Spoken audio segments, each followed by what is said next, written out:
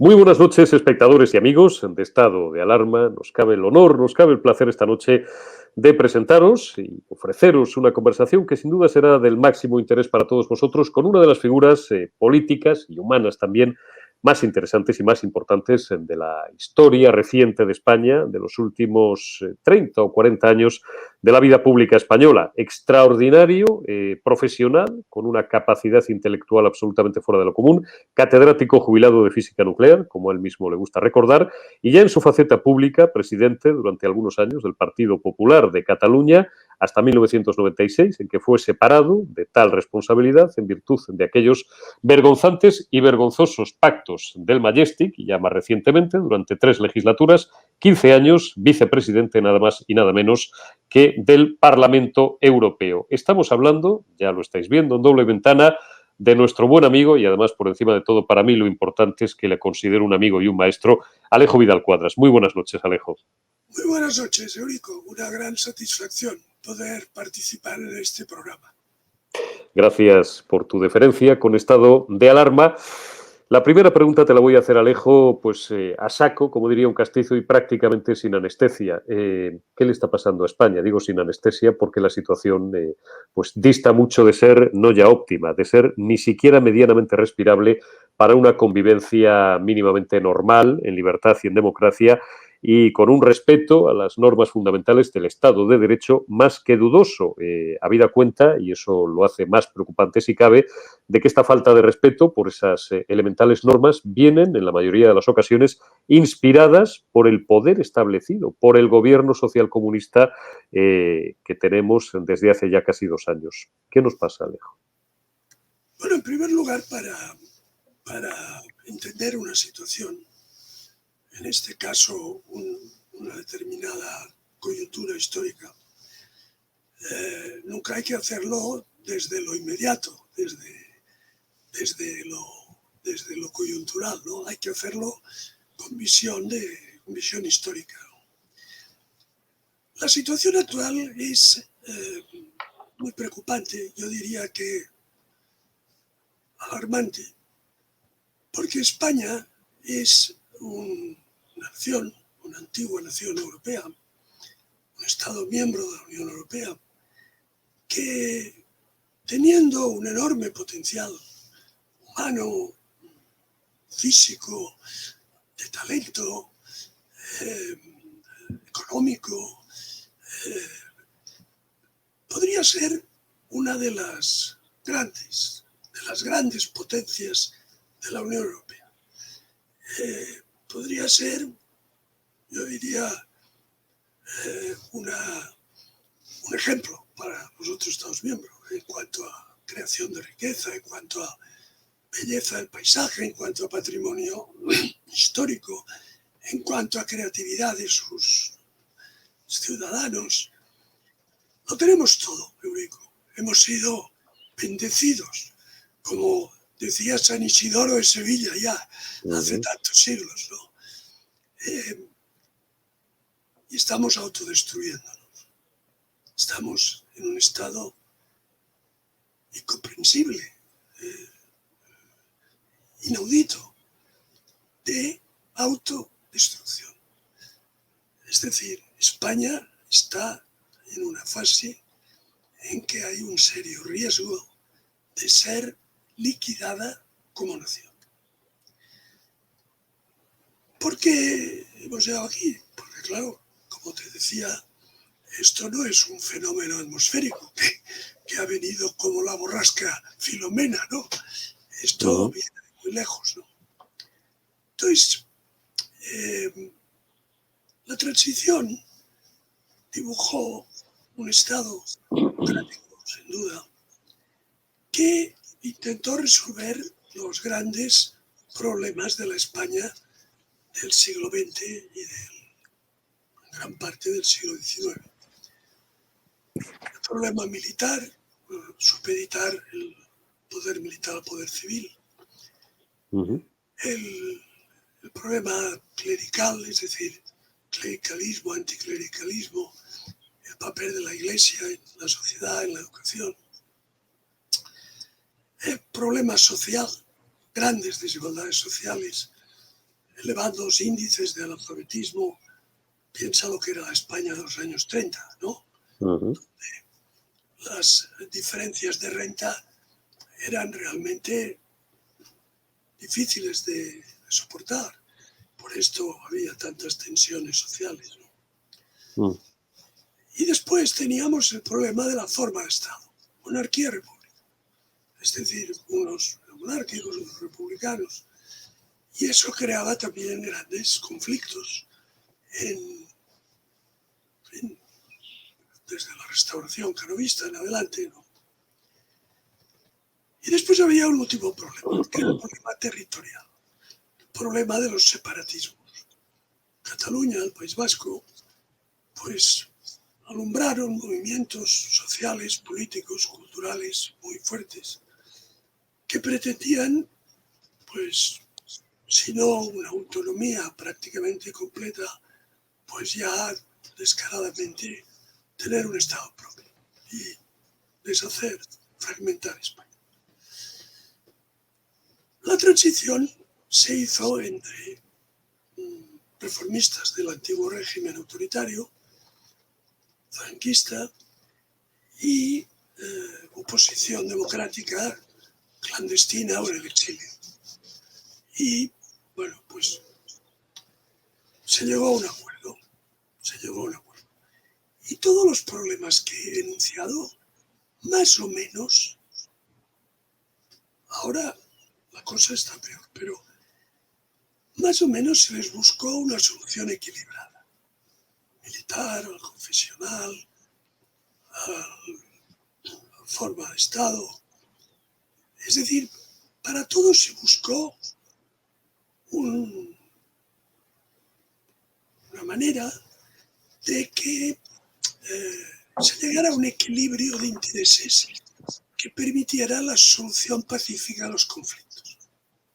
Es decir, donde los anarquistas y pistoleros de la primera mitad del siglo XX pues llenaban las calles de Barcelona de sangre y de fuego.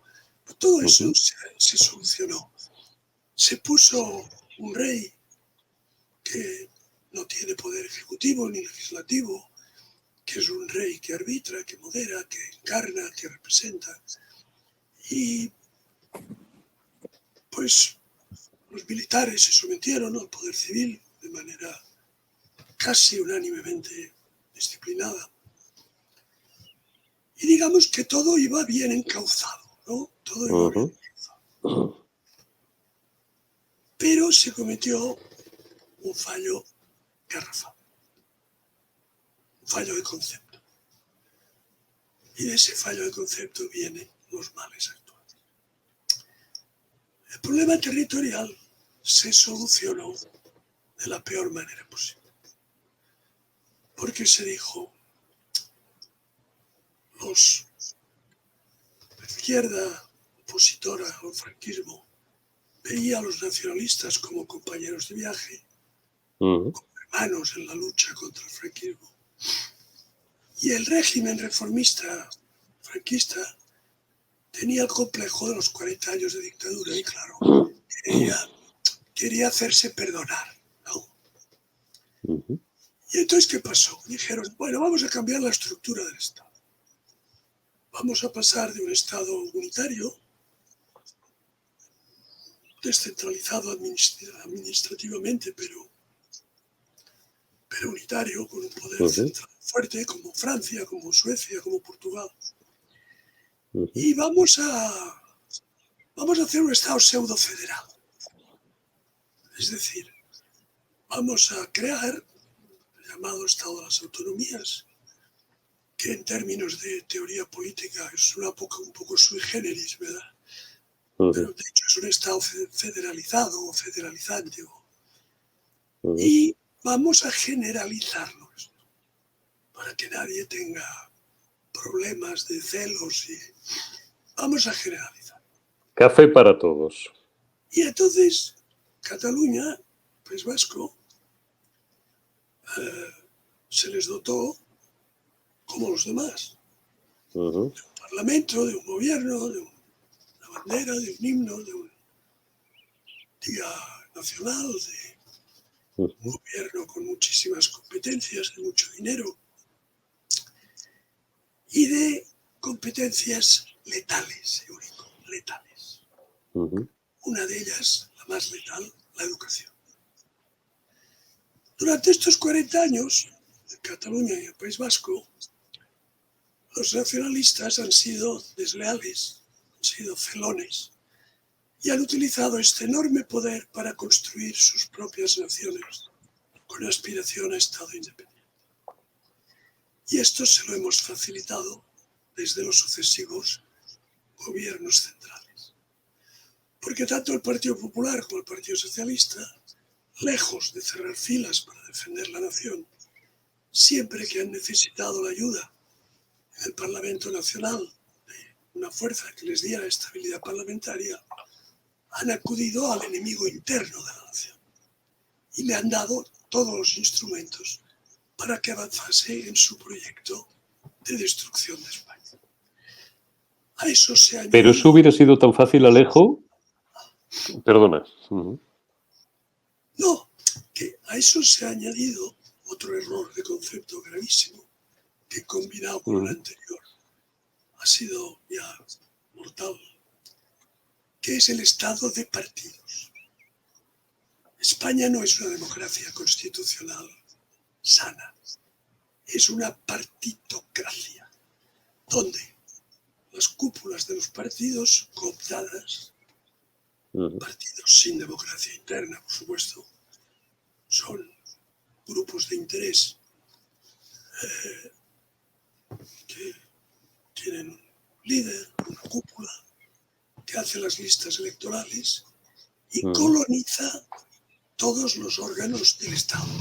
Los órganos reguladores, los medios de comunicación públicos, gran parte de los privados, la sociedad civil muchas veces, porque es un Estado con un peso en el PIB enorme y eso le da un poder sobre los sectores regulados, sobre todo, pues tremendo. Y esas cúpulas cooptadas, oligárquicas, de los partidos han hecho del Estado su feudo. Y inmediatamente ha aparecido la corrupción. La corrupción en el PSOE, en el PP, Convergencia. Una corrupción que ha rozado lo sistémico.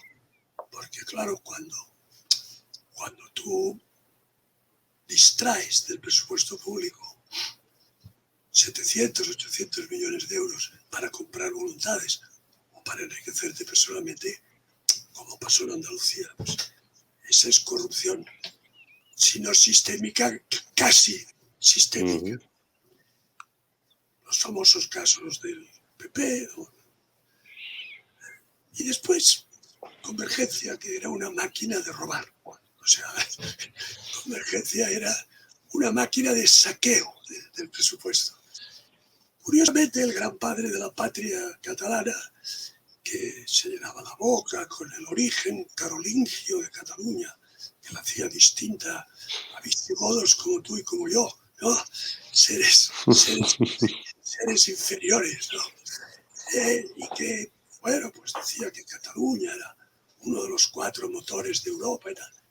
Todo eso era una farfolla para encubrir su enriquecimiento escandaloso e ilícito de él, de su familia y de sus allegados y de sus clics, de sus grupos que le sostenían, con la colaboración cobarde y abyecta de la sociedad civil catalana y del empresariado catalán. Por tanto, para resumir, la combinación de un Estado en el que a sus peores enemigos internos le ha dado todos los instrumentos para ser destruido, con un Estado partitocrático que ha desvirtuado, que ha degradado el concepto de democracia hasta el punto de invalidarlo, nos ha traído hasta aquí. Y después ya ha venido la explosión de la derecha, la fragmentación de la derecha, la fragmentación de la izquierda, y la aparición de, bueno, pues de este comunismo o neosocialismo del siglo XXI chavista, que tiene como propósito la destrucción de la economía de libre empresa, para transformar España en una población de gente dependiente del Estado, sin criterios, sin educación, y que obedezcan al líder único y al partido único. Este es el sueño húmedo de Pablo Iglesias, ¿no? Este es el panorama y estas son las causas y esta es la etiología, en términos médicos, de lo que ha sucedido, querido Eurico. Y ahora estamos en la peor de las situaciones, porque frente a este separatismo implacable que tiene como objetivo confesado y explícito, y tiene una enorme mayoría en el Parlamento catalán, de separar a Cataluña de España, de amputarla, y frente al neocomunismo de Pablo Iglesias, que ha sustituido el marxismo clásico por la lucha de minorías airadas que todas pretenden tener derechos inalienables y absolutamente urgentes e inaplazables, como pueden ser, pues, ocupas, LGTBI, es decir, todo lo que a la sociedad la destruye. Por ejemplo, ahora dicen que es libertad de expresión, pues, el poner ciudades en llamas. Sí. Y la pobre policía, que está sujeta por un régimen, un Estado de Derecho garantista, tiene que dejarse pegar, dejarse dar patadas en la cabeza, porque tienen miedo de que si le dan con la porra, que es lo que tienen que hacer, se pueden ver en un lío. Entonces claro, es un estado inerme, Eurico. Es un estado inerme. Es un estado que se ha desarmado a sí mismo. Y además, por las razones que te decía, partitocracia y dotar a los peores y más implacables enemigos internos de todos los instrumentos para destruirnos, pues hemos llegado a donde estamos. Y eso, combinado con la presencia del gobierno de ese neocomunismo posmoderno y disolvente, y un presidente de gobierno que no tiene en su cabeza más que una idea, que es conservar el poder, y la desaparición del Partido Socialista como partido nacional para transformarse en una organización al servicio de un aventurero sin escrúpulos, pues dibuja un cuadro que yo calificaría de desolador. Y espero haberte, bueno, por lo menos puesto en situación. Has hecho una exégesis absolutamente brillante, como todas las tuyas, muy completa, demoledora, pero es que esa es la realidad. Yo conversaba hace algunas semanas con Paco Vázquez, gran amigo también personal y gran amigo de esta casa, alcalde que lo fue muchos años. Y amigo tuyo, alcalde muchos años de una gran ciudad, maravillosa ciudad como La Coruña, que ha tenido... ¿Sí? Que ha tenido uno de los puestos más bonitos para todos los que nos apasiona la diplomacia, que es ser nada más y nada menos que representante de España ante la Santa Sede, y coincidía bastante en el diagnóstico, que es demoledor, es brutal, pero es real porque es lo que tenemos delante. ¿Cómo hemos llegado hasta esta situación? Pues tú lo has descrito magistralmente. ¿Qué problema tenemos? Pues, hombre, yo no me quiero poner apocalíptico, pero es que el gobierno, pretendidamente por algunos legítimo, entre comillas, de la Segunda República, yo creo que pierde toda su legitimidad cuando pierde la capacidad de hacer lo primero que tiene que hacer y primordial un gobierno legítimo de cualquier nación, cuál es garantizar el orden público y la seguridad y la libertad de todos sus ciudadanos, que para eso tiene el monopolio de la violencia legítima, ¿no? Tú antes hablabas de los... Y la propiedad, Eurico, la propiedad. Y la propiedad privada. Ya ni eso está garantizado. Ni eso está garantizado, ni la seguridad jurídica de los contratos. Es un país, España ahora mismo, y tenemos amigos inversores que están llevándose su dinero de una forma, por supuesto, legal, Sí, no, fuera de España, en la medida en la que pueden, porque aquí ha dejado de haber seguridad jurídica, digámoslo con toda claridad. Y no te mira, digo ya de los inversores sí, extranjeros que huyen de España como de la peste. este país es el menos atractivo de Europa ahora para venir a vivir, para invertir, Claro. para tener un proyecto a desarrollar, porque Mm. combina todo lo que horroriza al inversor y a la persona de talento, que es inseguridad física, inseguridad jurídica, degradación del derecho de propiedad, Mm. inestabilidad política gravísima y absoluta falta de previsibilidad. Totalmente. ¿Quién va a poner un euro aquí, Eurico? Absolutamente nadie. Pero es que Has hablado de los que no, de los que se llevan el dinero. Y el que puede, porque claro, gente modesta como tú y como yo, que evidentemente. tenemos una casa que hemos comprado con toda una vida de esfuerzo, tenemos unos ahorrillos, ¿verdad? Unos ahorrillos que, por cierto, no nos dan nada de interés, porque están los tipos de interés como están, ¿verdad? A cero. Tenemos unos ahorrillos que esta situación está haciendo perder valor, claro, porque la bolsa con este cuadro no tiene visos de animarse mucho, ¿no? Está claro.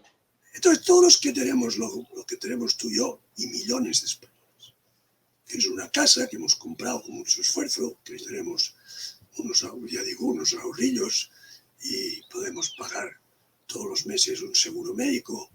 Bueno, pues claro, nosotros estamos atrapados, Eurico. Estamos atrapados. ¿Qué vamos a hacer, tú y yo? Estamos atrapados. Bueno, pero habrá que articular, Alejo, una respuesta, es decir, ¿qué se Sí, puede hacer desde la sociedad civil? ahora hablaremos de la respuesta. Pero tú me reconocerás que estamos atrapados. Sí, claro. Y hay gente que, oye, dichosos ellos, ¿no?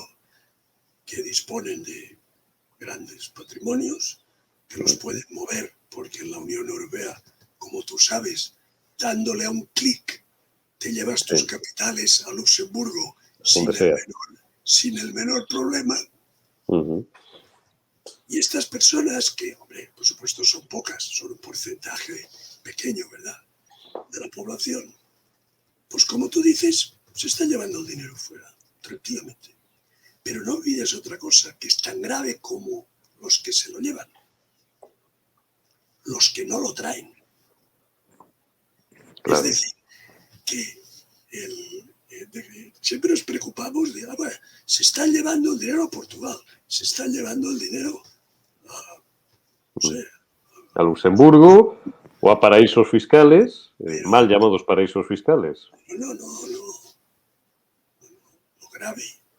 Lo grave, Eurico, en términos cuantitativos, más grave que lo que se están llevando es lo que no viene, Eurico. Eso es.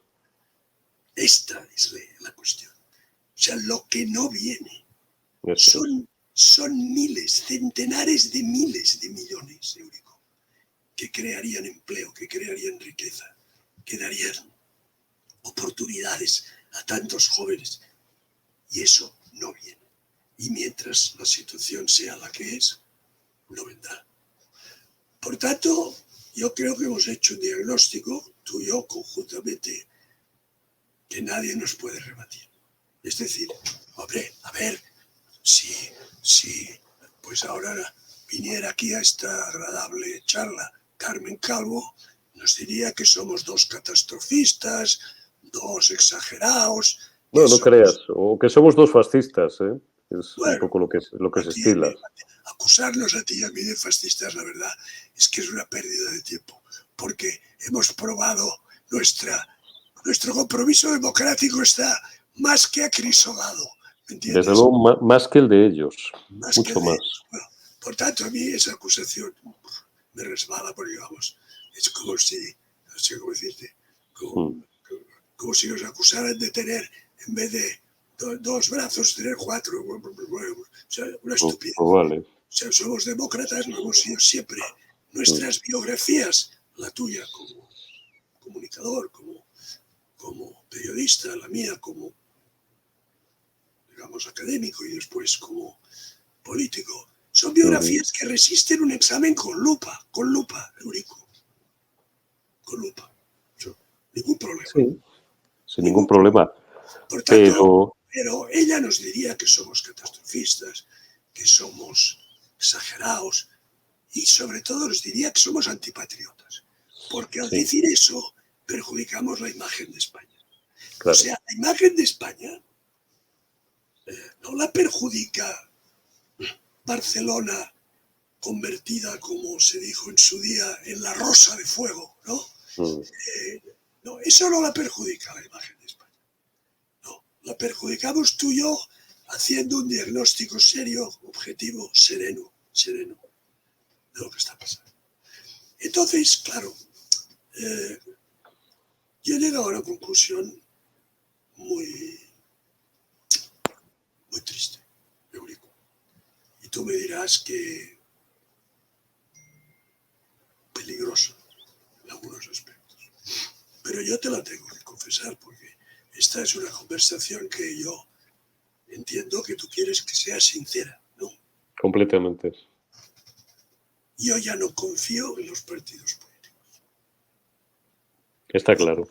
No confío. Yo no creo que ni el PP, ni Ciudadanos, ni el Partido Socialista, ni por supuesto Podemos, ya que eso es una máquina de arrasar países, ¿no? Yo no creo en ello ya. El otro día, la pobre Inés Arrimadas, que es buena chica, pero dijo, después de haber pasado de 57 diputados a 10 en el Congreso y de 36 en el Parlamento de Cataluña a 6, dijo, estoy más fuerte que nunca. Entonces, claro, yo puse un Twitter y pregunté, ¿quién es su médico? Porque claro, este médico es el que nos conviene a ti y a mí, Eurico, ¿no? Hombre. Si esta joven dice que se siente más fuerte que nunca después de esto, ¿Qué vitaminas toma? ¿Qué toma? O sea, yo quiero conocer a su médico para que tú y yo también podamos beneficiarnos, ¿no? De esta gran sabiduría de este médico, porque, vamos, debe ser algo fuera de medida. Prodigioso. Oye, Alejo, vamos a tocar mínimamente el tema catalán. Lo digo por una cuestión de actualidad. Hace unos días, Perdona porque obviamente hay un asunto que yo he dicho que he perdido la confianza en los partidos. Sí. Yo no creo que el PP pueda resucitar. Y Ciudadanos lo veo en liquidación. Sí. Y Vox, a ver, ¿cómo te lo diría? Dime. Sin ánimo de molestar a nadie. Porque yo, ya sabes que nunca utilizo expresiones ofensivas. Yo siempre procuro ser correcto, ¿verdad?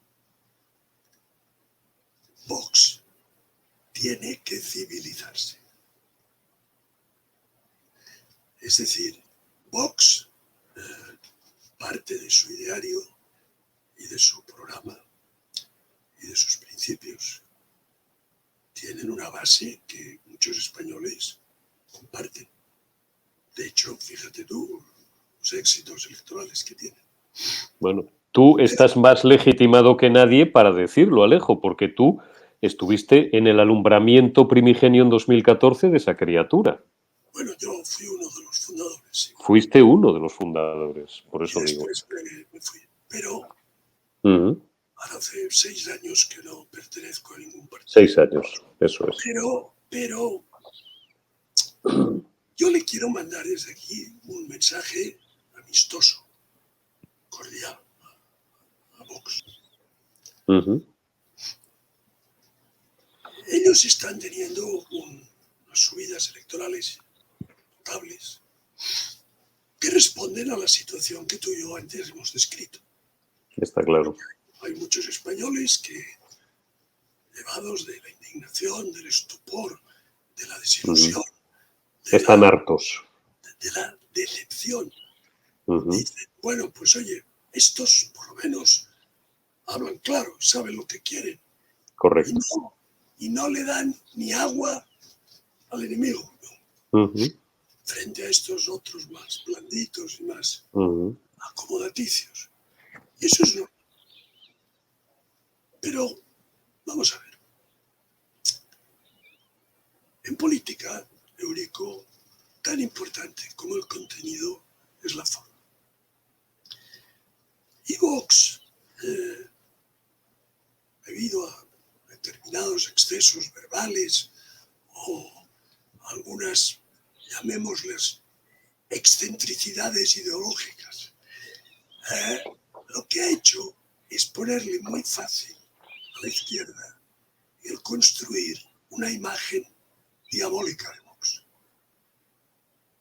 Es decir, demonizarlo, caricaturizarlo, ridiculizarlo, transformarlo en un ente que no tiene cabida en la sociedad democrática. Y claro, a ver, hay un principio elemental del arte de la guerra, que es que si tu enemigo utiliza contra ti una determinada estrategia, hombre, no le des facilidades, Eurico. No le des facilidades. Entonces, la moción de censura no la enfocaron bien, Eurico. No la enfocaron bien. ¿Tú cómo lo hubieras enfocado? Es más, ¿tú crees que fue un error presentar a Alejo esa moción? No. Fue un error como lo hicieron. Bien. La moción, por tanto, estaba justificada. Bueno, con el panorama que tenemos. Pero claro, no tenemos una cosa en España, que es una figura que sí existe en otros países de Europa, que se llama moción de reprobación al gobierno. Correcto. Como no tenemos eso, hay que recurrir a la moción de censura. Y la moción de censura te anula, porque cuando tú te presentas con 52 diputados sobre 350 y nadie te va a apoyar, estás condenado al ridículo. ¿Tú crees que Pablo Casado se equivocó al no apoyar aquella moción? No verás. Es más sutil que esto. Yo, a Vox, lo que le hice llegar es que dijera que no era una moción de censura, que era una moción de reprobación. Pero que como el reglamento del Congreso no la contempla, se ven forzados a utilizar la moción de censura. Pero que ellos no se presentaban para ser gobierno alternativo. Ellos no se presentaban para sustituir a Pedro Sánchez por Santiago Abascal. Ellos no subían a la tribuna para cambiar de gobierno. Subían a la tribuna para denunciar la situación del país insostenible, para poner de relieve el tremendo daño que este gobierno está haciendo, las terribles consecuencias que eso nos va a traer. Y que esa moción, por mucho que el reglamento la llame de censura, es una moción de reprobación. Y que todo grupo de la Cámara que no la vote está diciendo que está conforme con el gobierno. Así se interpretó, de hecho. Así se interpretó, por ejemplo, la abstención de Pablo Casado. Y entonces, si ellos lo hubieran presentado así, tanto Casado como Arrimadas hubieran votado a favor. Porque no hubieran votado una moción de censura, sino una moción de reprobación. Pero no escuchan, querido Eurico. Entonces yo, que tengo ya una edad, y además ahora estoy en un tratamiento, como es obvio por mi aspecto, que, en fin, espero que salga bien, pues mucho que he vivido y por los errores que he cometido a lo largo de mi vida política, por supuesto. Sobre todo confiar en gente en la que no debía, pero bueno. Ese suele ser el clásico, ¿eh? Sí, sí. Pues yo ahora, y como yo, otros, España, te podría citar una docena de nombres. Estamos en los 70 y pico, y que hemos tenido una trayectoria, hombre, me atrevo a decir, con toda modestia, honorable, una trayectoria brillante y de servicio a España. Dos condiciones absolutamente incontestables. Si estos Casado y Arrimadas y Abascal escucharse a sus mayores, porque estos 40 años han atesorado un bagaje de conocimientos, de experiencia y de visión en una serie de personas que están totalmente desaprovechadas, Eurico, y no escuchan. Por ejemplo, ahora dicen, dejamos la sede de Génova 13. Bueno, bien, ¿con quién lo has consultado? ¿Has hablado con 4 o 5 personas senior, que te hayan ayudado a analizar una decisión de esta trascendencia? Porque cambiar de local parece que no, pero en este caso tiene un gran valor simbólico, ¿no? Y un gran significado. So pena de que estés ahogado económicamente y sea una excusa para obtener liquidez, que es lo que sospechamos algunos. Eso también influye mucho. Pero, no sé, esa campaña electoral catalana que hizo Pablo Casado, destrozando al pobre Alejandro Fernández, que es un candidato magnífico. Era un candidato magnífico y excelente. Alejo, a ti te tiene que doler especialmente porque tú te cabe el honor de haber obtenido los mejores resultados en toda la historia del Partido Popular de Cataluña. Coño, de lo que tú tuviste a lo que hay ahora, pues en fin. Para ser precisos, en términos deportivos, yo ostento el récord de porcentaje de voto emitido en Cataluña. Que no des caños, porque parece ser que fue Alicia, no, pero tú... Los escaños a veces fluctúan 1 o 2, pero... Claro, sí, pero el que tuvo el mayor número de votos fuiste tú. Sí, yo tuve 17 escaños. Sí, pasé de 7 a 17. Sí, claro. Si nos atenemos estrictamente en términos deportivos, mi récord es porcentaje de voto emitido. El 13,2%. Entonces, bueno, pues sí, eso fue un momento magnífico que se malogró porque la Dirección Nacional cometió un error estratégico monumental que, bueno, pues forma parte de los muchos errores que nos han traído hasta aquí. Entonces, hablar catalán en la intimidad, quieres decir que tú sí que lo hablas porque además tienes un catalán, según dicen, yo no sé catalán, lo entiendo pero no lo sé, pero tienes un catalán muy rico y absolutamente excelente. Quienes en cambio se vieron forzados a decir en aquella época que hablaban catalán en la intimidad, creo que no tenían ni la menor noción del idioma. Bueno, yo no es que hable catalán, yo soy bilingüe en catalán. O sea, por eso digo. Yo tengo 2 lenguas maternas. Catalán y castellano. Entonces, yo puedo hacer esta entrevista en catalán igual, ¿sabes? O sea, sin ningún problema. Yo te entendería, pero no te podría contestar. Como no te podría contestar tampoco quién decidió enseñarte la puerta de salida a cambio de unos vergonzosos y vergonzantes pactos con, bueno, pues un presunto delincuente, porque no tiene una condena firme, pero que le necesitaba para gobernar en Madrid. Te voy a dar un dato íntimo. Cuéntame. Ahora que no nos oye casi nadie. Te voy a dar un dato íntimo que demuestra la absoluta falacia del separatismo y del catalanismo de secesión identitario. A ver, ¿tú conoces a Arcadi Espada? Mucho. Arcadi y yo somos amigos de muchos años. ¿Tú conoces a Francesc de Carreras? Sí. Y le tengo un respeto, además, tremendo. Vale, pues somos amigos. Intelectual, sobre todo, y personal. Somos amigos de muchos años.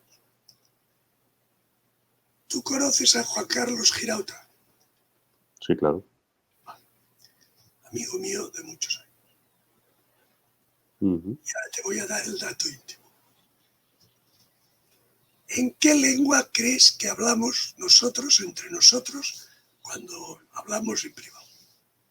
Si os juntáis para comer los cuatro, en catalán, estoy convencido. No, estamos a dos o a tres. O a dos o a tres, bueno, en catalán, no, estoy convencido. Perdona, o hablamos por teléfono. O sea, nuestra lengua de comunicación.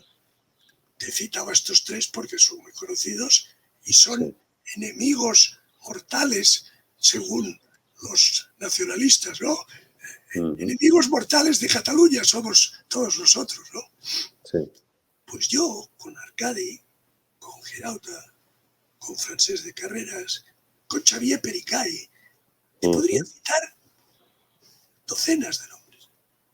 Yo hablo siempre catalán con ellos, siempre. No se nos ocurre nunca hablar en castellano. ¿Y sabes qué te digo?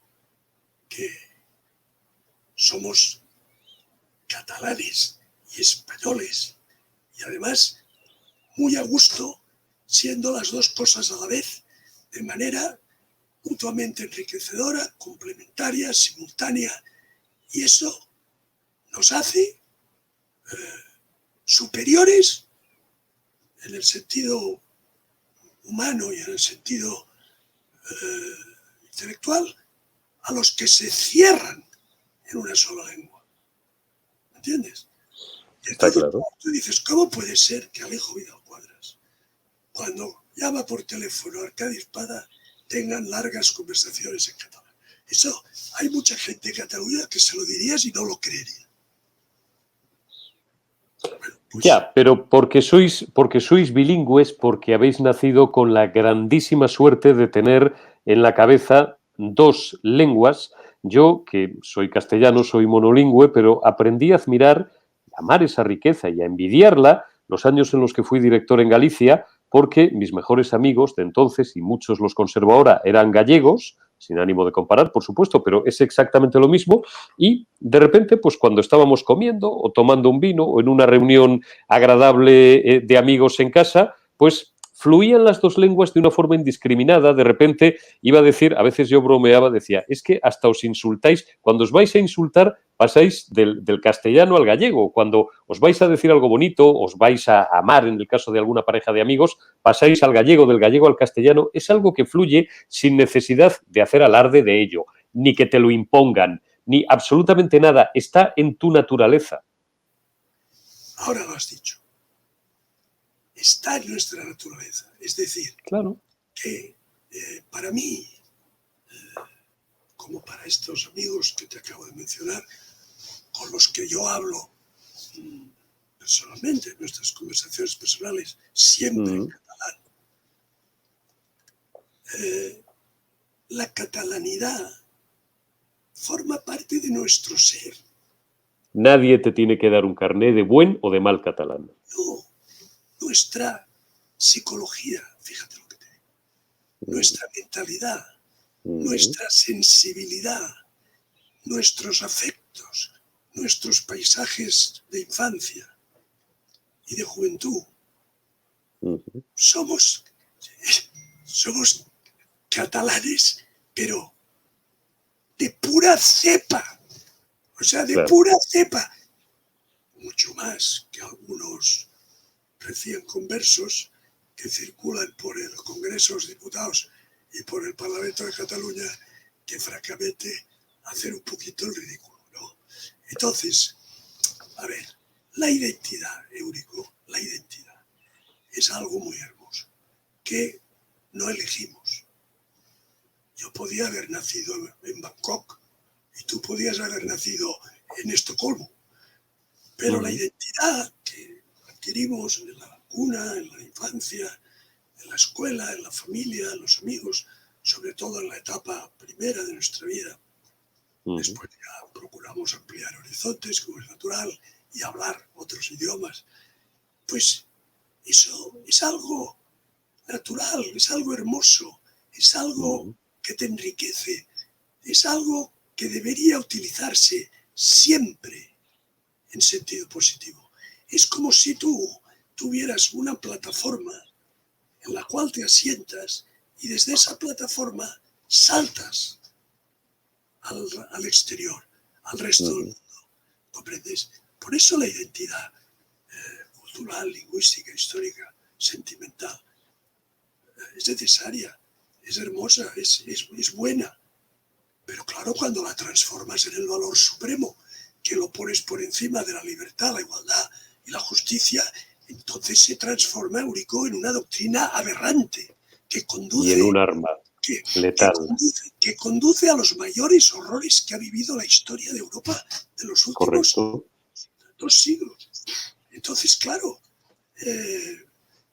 todas estas ideas que, en fin, yo creo que estamos exponiendo con claridad y que ojalá tengamos muchos seguidores de este programa, los tenemos, compartan, pues pueden ayudar a mucha gente a entender las cosas. Te quería preguntar, Alejo, porque hemos hecho referencia a las elecciones catalanas, a las recientes elecciones catalanas. Vox ha dado un sorpaso, no solamente al Partido Popular, sino en conjunto al Partido Popular y a Ciudadanos. Pero a mí me interesa más la lectura de estos resultados en clave nacional que en clave catalana, si cabe, porque creo que tienen mucha más trascendencia, corto, a medio e incluso a largo plazo. ¿En qué situación queda la derecha española ahora mismo, Alejo? Bueno, vamos a ver, la derecha tampoco es homogénea, ¿no? Es decir, vamos a decir... Entendiendo por tal, desde un centro derecha liberal, moderno, que tú conoces muy bien, porque has estado muchísimos años en el Partido Popular, hasta una derecha, si quieres, más conservadora o más ultraconservadora, dicen algunos, como puede ser Vox. Más que etiquetas, yo siempre describo por contenidos. Las etiquetas son reduccionistas siempre y empobrecedoras. Yo nunca etiqueto. Sí. Yo describo. Vamos a ver. ¿De qué gente estamos hablando? Gente que cree, primero, en el orden constitucional. Gente que cree en el imperio de la ley. Gente que cree en la economía de libre empresa. Gente que cree que, hombre, unos impuestos excesivos son malos para la economía. Gente que cree que han de existir garantizados derechos y libertades propios de las democracias. Libertad de asociación, de expresión, de culto. Gente que cree que nadie ha de ser discriminado por su renta, por su condición sexual, por su origen, por su raza. Gente que cree en el proyecto europeo. En fin, es un proyecto que con sus defectos es el mejor invento que ha hecho en muchos años la humanidad, ¿no? Gente que cree en la seguridad física y jurídica. Gente que cree en la independencia del Poder Judicial. Toda esta gente, pues hoy está huérfana. Está huérfana. Está huérfana porque la oferta electoral que se le presenta la ha decepcionado muchas veces. Y está desmotivada, y está desilusionada. Y esto te explica el resultado catalán. Entonces, ¿qué hay que hacer? Mira, yo ahora voy a hacerte un planteamiento que no es de un realismo inmediato como posibilidad, pero sí como horizonte. España pasó por momentos a lo largo de su historia donde estuvo en peligro de desaparecer. Por ejemplo, la invasión musulmana del siglo VII. Hoy podríamos tú y yo no ser españoles, podríamos ser otra cosa. Sí, Podríamos. podríamos. Y llevar un turbante. Sí, podríamos ser como los tunecinos o los argelinos, ¿no? Bueno, pues bien. Después hubo otro momento difícil, que fue la invasión napoleónica. Podíamos haber también perdido a nuestra España y ser los siervos de un tirano extranjero. Después está 1931, donde los inicios de la República casi se llevan por delante a España. Estuvo 1934, donde efectivamente España también peligró como tal nación. Y lo que vino después ya fue, pues, el máximo horror, el enfrentamiento entre españoles, entre hermanos, esa guerra fratricida, seguida de 40 años de ausencia de democracia. Por tanto, hemos pasado por pruebas duras y las hemos superado. Pero no han sido las élites las que las han superado. Ha sido el buen pueblo español. El buen pueblo español que en las montañas de Asturias dijo hasta aquí. Y empezó 8 siglos, hasta que recuperó a España para Occidente y para la cristiandad.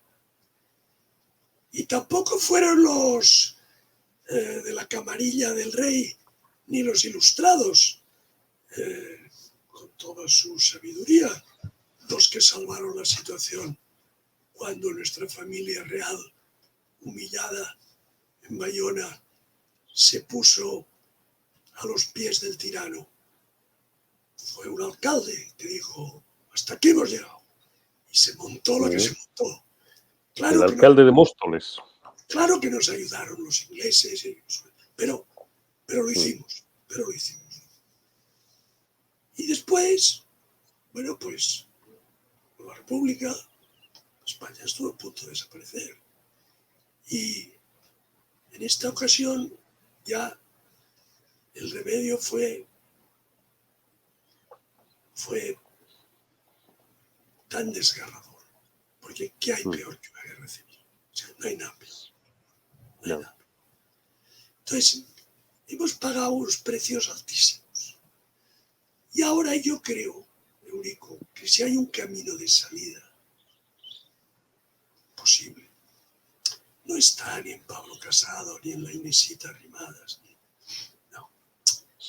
Si hay un camino de salida, es que la sociedad española civil, saludable, fuerte, firme en sus convicciones, que lleva interiorizados esos valores que antes hemos descrito, reaccione colectivamente y se produzca una renovación de la clase política y una gran reacción civil de recuperación del rumbo del país.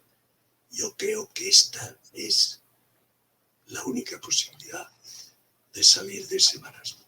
Y todos los españoles, que más jóvenes, menos jóvenes, creamos en ello, hemos de ponernos a esa tarea de manera colectiva, de manera coordinada, de manera conjunta, y habrá que buscar las fórmulas concretas de hacerlo. Pero las cosas han llegado a un punto, Eurico, que el régimen, el sistema del 78, no solamente está exhausto, sino que lo han inactivado, lo han desarmado.